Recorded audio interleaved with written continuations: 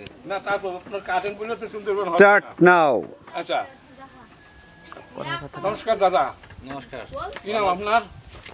আমার নাম নিরঞ্জন মণ্ডল। নিরঞ্জন মণ্ডল বাবু, আপনার বাড়িতে আমি সোনানাঙ্গা থেকে আসছি, খুলনা সোনানাঙ্গা। হ্যাঁ, আমি আসছি শুধুমাত্র যে দাদার বাড়িতে যাই আমি সুন্দরবনে ভিডিও করব। মানে আপনার ঘরের পিছনে সুন্দরবন এবং আপনি একেবারে সুন্দরবন সংলগ্ন আপনার ঘর।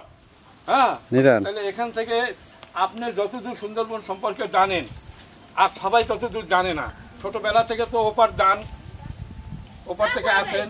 হ্যাঁ, কাঠ কাটতে যান নাকি? কাঠ কাটতে যান না? হ্যাঁ, জ্বালানি কাঠ ওপার থেকে নিয়ে আসেন আর মধু সংগ্রহ করেন আপনি, তাই না? মধু, কাঁকড়া, মাছ। আচ্ছা, এইসব আপনার জীবিকা নির্বাহের জন্য কাঁকড়া ধরেন, মধু সংগ্রহ করেন এবং কাঠ আনেন। কাঠ কি বিক্রি করেন?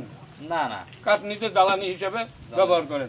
আপনার মধুর সিজনের সময়, এখন কি মধুর সিজন নাকি? হ্যাঁ, এখন মধু। হ্যাঁ, আচ্ছা। আর কাঁকড়া তো 12 মাসে পাওয়া যায়, তাই না? হ্যাঁ। আচ্ছা, আপনি কাঁকড়া ধরেন আর মধু সংগ্রহ করেন, এই দিয়ে আপনার জীবিকা নির্বাহ করেন। আপনার কয় ভাই বোন? আমরা 6 ভাই 1 বোন। 6 ভাই 1 বোন। আপনি কি বড় না ছোট? আমি ছোট জনের বড়। ছোট জনের বড়, আপনি হলেন 5 নাম্বার। 5 নাম্বার জন। আচ্ছা, আপনার ভাইদের কি নাম? উপর থেকে বলতে আসেন। বড় ভাইয়ের নাম উত্তম। তারপর? হ্যাঁ। মেজো ভাইয়ের নাম তাপস মণ্ডল। হ্যাঁ। সেজো ভাইয়ের নাম অসিত মণ্ডল। হ্যাঁ।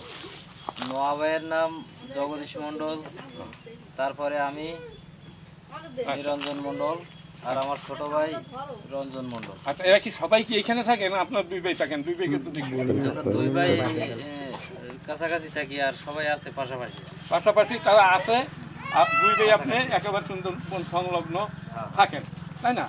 এই যে আপনার বয়স কত? আপনার বয়স 34 বছর, অন্তত 6-7 বছর বয়স থেকে তো বুঝতেছেন সব কিছু নাকি? এই এর ভিতরে এই সুন্দরবনের কাছে যখন আপনি থাকেন, এমন কোনো কিছু দেখেছেন যে এমন কোনো স্মরণীয় কিছু আছে যে এই জিনিসটা দেখেছি, স্মরণীয় আছে?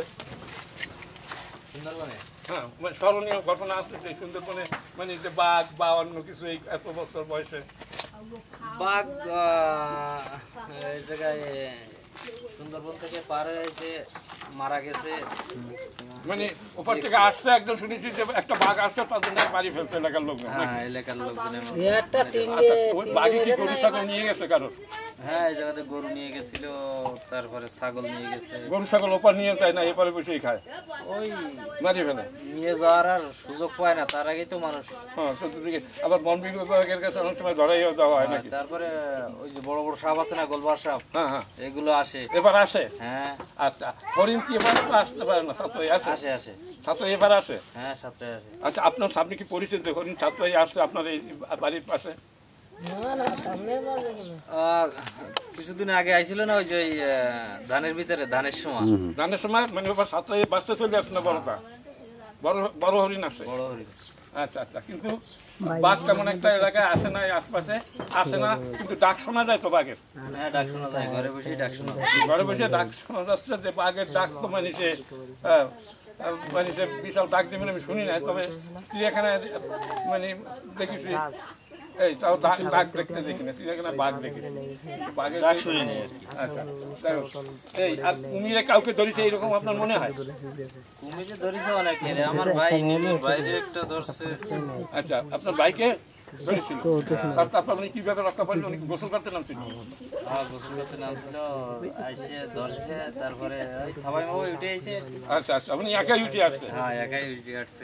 আচ্ছা আচ্ছা, মানে এই সুন্দরবনের আশপাশে যারা থাকে তারা তো সংগ্রামী, মানে সবসময় প্রস্তুত থাকে কোন সময় কোন দুর্ঘটনা, বিপদ আসতে তো সময় লাগে না। যে বাঘ আসবে না এমন কোনো কথা না, আসতেও পারে মানে বাড়ির ভিতরে। ওই জন্য আপনার এই বাড়ির ভিতরে কোনো প্রোটেকশন আছে যে বাঘ মানে নিরাপত্তার কথা হামলা না করে, এরকম সেইভাবে কিছু নাই। থাকতে থাকতে এমনি অভ্যাস হয়ে গেছে, মানে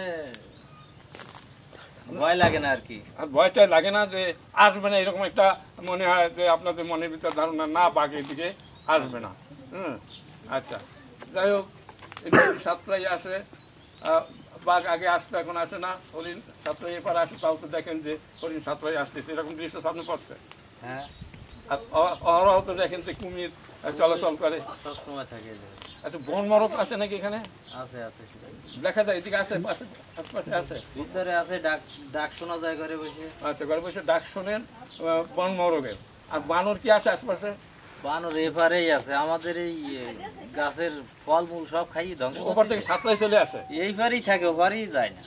ওপার তো আছে, আর এপারে যা আছে তো এই আচ্ছা আচ্ছা, এপার এখনো আছে মনে হয়, গোপে গাপে পলাই আছে। হ্যাঁ ওই আশেপাশে আছে। আচ্ছা আচ্ছা, তো আমরা তো বানর দেখলাম না। আছে এই ওই বাড়ির ভিতরে আছে। আচ্ছা, ওই বাড়ির ভিতরে বাগান না, আচ্ছা, আর এই গোল গাছগুলো তো আপনারা লাগান না, এমনি হয়েছে না? আচ্ছা, এই যে গোল গাছ, এই যে কি সুন্দর দৃশ্য গোল গাছে। হ্যাঁ, আচ্ছা, এই নারকেল গাছটা আপনাদের লাগানো, এগুলো লাগানো না? এই যে জঙ্গল হয়েছে এগুলো যদি দেখা যায় এমনি সুন্দরবন হয়ে যাবে। না, তা তো আপনার এইটা কি গাছ? এটা প্রচুর গাছ, প্রচুর গাছ না? এগুলো কি এমনি হয়েছে না আপনি লাগাইছেন? এমনি হয়েছে, এমনি হয়েছে এগুলো। এই ফল ভাসি আসে আসে। আচ্ছা, বাইশে হিসাব হয়েছে। ঠিক আছে, যাই হোক, আপনাদের সাথে আলাপ আলোচনা করে খুবই আনন্দ পাইছি। আপনার খুবই ভালো মানুষ, এত ভালো আমি ভাষায় প্রকাশ করতে পারবো না। আপনাদের সহযোগিতা পাইছি, আপনার সাথে মোবাইলে যোগাযোগ হবে, তৈরি হয়ে আসবো, স্ট্যান্ড টেস্ট্যান্ড সব কিছু যাবতীয় জিনিস আপনার সাথে আরেকজন লোক নিয়ে আসবো। আইসে আমরা যদি পারেন আমাকে নদীর ওপরে একটু ঘুরেই নিয়ে আসবেন। হ্যাঁ, আপনার সাথে যোগাযোগ করবো, পারবেন কিনা, যেদিন পারবেন আমি সেই দিন আসবো। কবে আসবেন? আসার আগে ফোন দিয়ে না, সে তো আসবো, আপনার সাথে যোগাযোগ থাকবে। যখন একটা একদম যোগাযোগ পাইছি, মধু কাটতে যাবেন, যে আসেন। আচ্ছা, আমার আরেকটা পরিচয়, আমি প্রাইমারি স্কুলের শিক্ষক, এখনও চাকরি আছে, রিটায়ার হই না। সোনাডাঙ্গা সরকারি প্রাথমিক বিদ্যালয়, সরকারি একদম শিক্ষক। আমি অবসর সময় আমার অনেকের নেশা পেশা অনেক কিছু থাকে না, এটা আমার ওই নেশা পেশা ইউটিউবিং এবং ফেসবুকে ভিডিও ছাড়া একদিন ছাড়তে না পারলে মানে মনে খুব কষ্ট পাই। কারণ কি, আজকে যখন ভিডিও ছাড়বো না তাহলে আমার রিস্ক কমে যাবে না, মানে মনে করেন আস্তে আস্তে উপরে উঠতে, কিন্তু সেখানে যদি নিচে নামে। কালকে দেখছি এটা অফ করবো? হ্যাঁ, অফ করবো? আচ্ছা, যাই হোক, আমাদের ভিডিও শেষ, অফ করেন, 10 মিনিট বেশি হয়ে গেছে মনে হয়। 7 মিনিট। হ্যাঁ,